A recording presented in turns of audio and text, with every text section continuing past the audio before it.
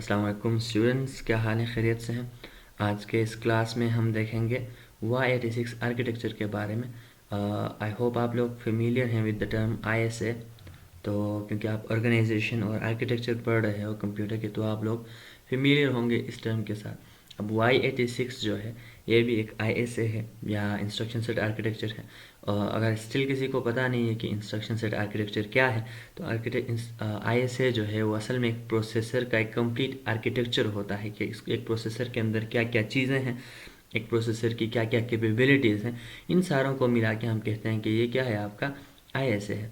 फिर भी अगर आप इसके अंदर झांक के देखेंगे तो आपको कहा जाएगा कि आपके पास जितने भी रजिस्टर सेट हैं, आपके पास इंस्ट्रक्शन सेट्स हैं, जितने भी आपके एड्रेसिंग मोड्स हैं आपके प्रोसेसर में, कौन कौन से इंस्ट्रक्शन के फॉर्मेट्स हैं, साइजेस हैं, रजिस्टर के साइजेस क्या है, बस विड्थ क्या है, इन सारी चीज़ों को मिला के हम क्या कहते हैं, we call it ISA, instruction set architecture. तो ये आर्किटेक्चर होता है, ISA होता है। तो Y86 जो है वो भी एक ISA है, मतलब इंस्ट्रक्शन सेट आर्किटेक्चर है। अब इसके अंदर जो Y है वो क्या है, असल में वो रिप्रेजेंट करता है येल को ना। What is L?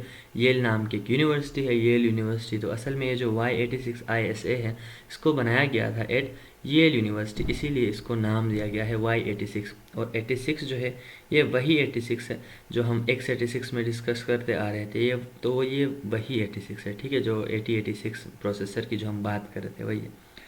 मज़ीद अगर इसके बारे में आप देखेंगे तो आपको कहा जाएगा कि ये क्या है, एक सिंप्लीफाइड वर्जन है ऑफ व्हाट, आपका IA32 आर्किटेक्चर जो है। IA32 क्या है, असल में आपका x86 का 32 बिट का रजिस्टर जो हो, 32 बिट का जो प्रोसेसर होता है उसको हम क्या कहते हैं, उसको हम कहते हैं IA32 bit register, sorry ISA।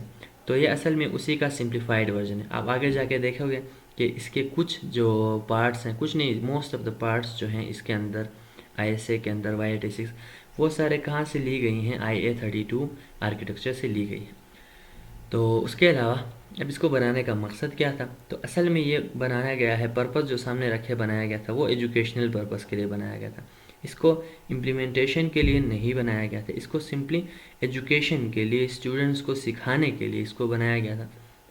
अब स्टूडेंट्स को क्या सिखाने के लिए बनाया गया था, स्टूडेंट्स को सिंपली आर्किटेक्चर के बारे में स्टूडेंट को सिखाने के लिए क्या किया गया, इस ISA को बनाया गया था। इसको यूज़ करके बस टीचर्स जो हैं स्टूडेंट्स को आर्किटेक्चर समझा सकते हैं कि इस तरह का आर्किटेक्चर होता है।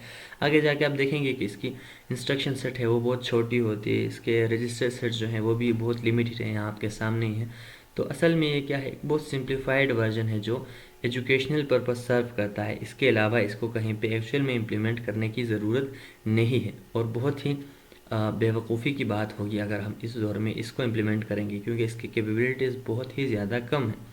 एक और बात इसके बारे में नोट कर लें कि ये ISA जो है ये 64 बिट का है, मतलब इसका जो बस विड्थ होगा वो भी क्या होगा, 64 बिट होगा। कोई डेटा CPU के अंदर आना चाहता है तो वो मैक्सिमम CPU 64 बिट हो सकता है। तो ये क्या है, 64 बिट प्रोसेसर्स होते हैं अगर इसको आप इम्प्लीमेंट करें, बट ये होता नहीं अगेन। तो ये क्या है, एक ब्रीफ इंट्रोडक्शन थी Y86 आर्किटेक्चर के बारे में। अगर आप नीचे आके देखेंगे और अगर आप बुक्स फॉलो करेंगे, I would recommend you to follow books. आप लेट से एक बंदा है जो इसके बारे में अच्छा खासा लिख चुका है, उसका नाम है रेंडल E ब्रायंट। तो असल में ये सारी चीज़ें उसी के बुक से ली गई हैं। ये Y86 आर्किटेक्चर जो है ये इसके बुक में कॉम्प्रिहेंसिवली इसके बारे में डिस्कशन है। तो ज़्यादातर कोर्सेज़ में, कंप्यूटर ऑर्गेनाइजेशन कोर्सेज़ में उसको रिकमेंड भी किया जाता है। तो उसको अगर आप देखोगे तो वहाँ पे एक टॉपिक आपको मिलेगी, प्रोग्रामर विजिबल स्टेट। तो ये प्रोग्रामर विजिबल स्टेट असल में क्या है, ये असल में वो स्टेट है या वो कंपोनेंट्स हैं Y86 आर्किटेक्चर के that are visible to a programmer. जो प्रोग्रामर जो होता है आपका उसको विजिबल हों, उन सारी चीज़ों को आप क्या कहते हैं, प्रोग्रामर विजिबल स्टेट कहते हैं। ये जो सारी चीज़ें आपके सामने आ रही हैं यही आपका प्रोग्रामर विजिबल स्टेट है। आपको प्रोग्रामर जो है वो इनके साथ इंटरेक्ट कर सकता है। तो असल में आप लोग यहाँ पे देखोगे तो आपके पास रजिस्टर्स हैं, प्रोग्राम रजिस्टर्स, आपके पास CC है, आपके पास प्रोग्राम स्टेटस है, डेटा मेमोरी है, और आपके पास PC है। इनको हम सेपरेटली आगे जाके देखेंगे। तो ये क्या है, आपका प्रोग्रामर विजिबल स्टेट। तो प्रोग्रामर विजिबल स्टेट के अंदर क्या क्या चीज़ें आपके पास हैं, सबसे पहले तो आपके पास है आपका रजिस्टर सेट या प्रोग्राम रजिस्टर्स या PF जिसे हम कहते हैं। अगर आप Y86 का रजिस्टर सेट देखोगे तो उसमें क्या होते हैं, आपके पास 15 रजिस्टर्स होते हैं। यहाँ पे उनके नाम भी लिखे गए हैं, यहाँ पे भी हैं। अगर आप ऊपर जाके देखेंगे तो यहाँ पे भी ये रजिस्टर्स आपके पास हैं। ये आपके पास क्या है, 15 रजिस्टर्स आपके पास पाए जाते हैं यहाँ पे। इनको हम देखेंगे कि कौन कौन से रजिस्टर्स हैं। तो ये जो RAX के नाम से एक रजिस्टर आपके सामने है, ये आपका वही एक्यूमुलेटर है। RCX के नाम से ये वही आपका काउंटर, वही आपका data register, base register, stack pointer, base pointer, source index, destination index, वही सारे स्पेशल पर्पस रजिस्टर्स यहाँ पे भी पाए जाते हैं। 6 यहाँ पे आपके पास स्पेशल पर्पस रजिस्टर्स हैं और 5 आपके पास यहाँ पे जनरल पर्पस रजिस्टर हैं। और हर एक रजिस्टर का साइज़ भी कितना है, 64 बिट, क्योंकि प्रोसेसर ही 64 बिट का है। तो मतलब यहाँ पे एक रजिस्टर का साइज़ भी क्या है, 64 बिट का है। इसके अलावा आपके पास 1 2 3 4 5 6 7 8 8 आपके पास क्या होते हैं, यहाँ पे 5 मैंने लिखा है तो ये क्या है, असल में 8 है। 8 जनरल पर्पज़ आपके पास रजिस्टर्स होते हैं जिन्हें आप जनरल पर्पज़ कामों के लिए यूज़ कर सकते हैं। इंटरमीडिएट डाटा को स्टोर करने के लिए आप इनको यूज़ कर सकते हैं ड्यूरिंग दी एग्जीक्यूशन। तो ये क्या है, Y86 ISA का क्या है, instruction set, sorry register set था। इसमें ये रजिस्टर्स आप यूज़ कर सकते हो, इन्हीं रजिस्टर्स को ये सपोर्ट करता है। तो आप लोगों के पास एक यहाँ पे होता है कंडीशन कोड, या कंडीशनल कोड भी आप इसको कह सकते हैं, या इन शॉर्ट प्रोग्रामर्स जिसको CC बोलते हैं।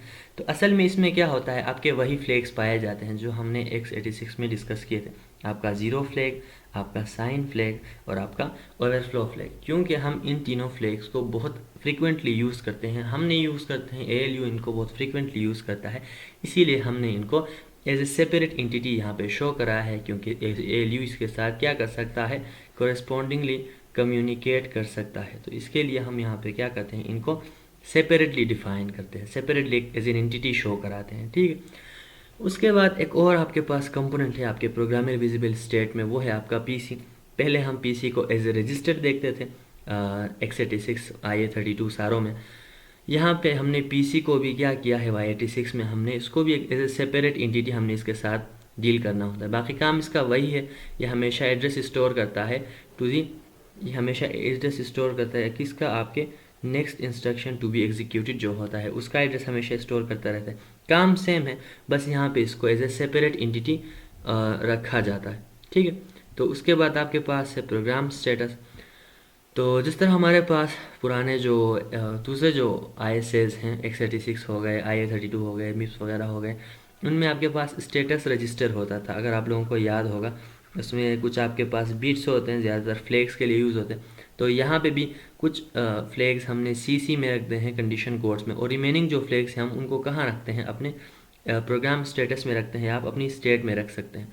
असल में इनमें भी क्या होते हैं, आपके फ्लैग्स होते हैं, ये उसी स्टेटस रजिस्टर की तरह है, बट यहाँ पे भी एज ए सेपरेट एंटिटी काम कर रहा है। इनको सेपरेट करने का मकसद ये है कि इनके साथ हम ज़्यादातर फ्रीक्वेंटली डील करते हैं। तो स्टूडेंट्स को समझाने के लिए कि ये चीज़ें क्या हैं, बहुत ज़रूरी हैं और फ्रीक्वेंटली इनके साथ डील किया जाता है, इसलिए इनको यहाँ पे सेपरेटली दिखाया गया है, ठीक है। तो असल में ये क्या करता है, आपके प्रोग्राम या जो प्रोसेस चल रहा है या इंस्ट्रक्शंस चल रहे हैं उनके स्टेटस को एग्जीक्यूट करता है, सॉरी स्टेटस को चेक करता है और वेरिफिकेशन उनकी करती है कि या क्या वो जो प्रोसेस या प्रोग्राम चल रहा है वो नॉर्मल चल रहा है या वहाँ पे कोई एबनॉर्मल एग्जीक्यूशन हो रही है, कोई एक्सेप्शन तो अगर नहीं हुई है। ये चीज़ें कौन चेक करता है, आपका यही स्टेट चेक करता है, ठीक है। इसके अलावा एक और चीज़ आपके पास होगी आपके Y86 के आर्किटेक्चर में, वो होगी आपकी DMEM हम कहते हैं डेटा मेमोरी को। इसके अलावा भी आपके पास एक और चीज़ होती है, वो यहाँ पे शो नहीं किया गया है, वो आपके पास होता है इंस्ट्रक्शन मेमोरी। अब आप लोगों को पता है कि एक मेमोरी जो होती है, mostly we are talking about RAM. तो रैम जो होता है आपके पास इंस्ट्रक्शन भी स्टोर कर सकता है और डेटा भी स्टोर कर सकता है। तो वो हिस्सा जिसके अंदर आपका डेटा स्टोर्ड है उसको हम रैम का क्या कह सकते हैं, DMEM कह सकते हैं। यहाँ पे हम उसको DMEM कहते हैं, डेटा मेमोरी। या आपका मेमोरी का पार्ट है जहाँ पे आपका सारे ऑपरेंड्स होंगे, या उनको आप डेटा बोल सकते हैं, या आप कह सकते हैं कि ये आपके क्या है, सारे ऑपरेंड्स कहाँ पे मौजूद होते हैं, आपके DMEM के अंदर मौजूद होते हैं। और जितने भी आपके पास इंस्ट्रक्शंस होंगे वो कहाँ पे मौजूद होंगे, आपके इंस्ट्रक्शन मेमोरी के अंदर मौजूद होंगे। तो जो डेटा या ऑपरेंड स्विच करना होगा वो इस मेमोरी से किया जाएगा, D मेमोरी से।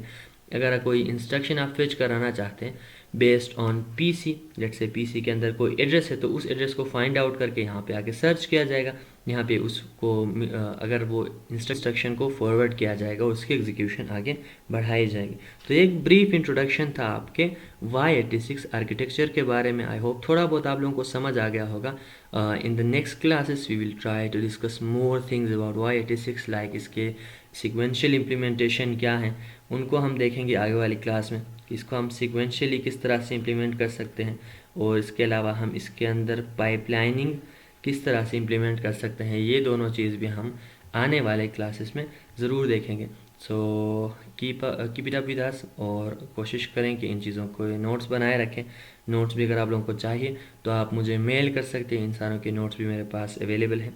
तो अगर कोई क्वेश्चन हो, कोई मसला हो तो आप कमेंट बॉक्स में कमेंट कर सकते हैं या हमें मेल कर सकते हैं। हम अपना जीमेल या दूसरे मेलिंग जो एड्रेसेस हैं वो हम यहाँ पे डिस्क्रिप्शन में दे देंगे। तो अगर आपको कोई चीज़ समझ आ गई है या इस वीडियो से आपको कोई ख़ासी हेल्प मिल गई है तो कोशिश करके हमारे वीडियो को लाइक करें और अपने दोस्तों के साथ भी शेयर करें, फेलो स्टूडेंट्स के साथ भी शेयर करें, ताकि उनको भी ये चीज़ें क्लियर हो जाएं। इसमें कोई मसला है तो वो भी हमारे लिए फीडबैक आप make sure to write in our comment section. तो थैंक यू फ्रॉम हियर। अस्सलाम वालेकुम।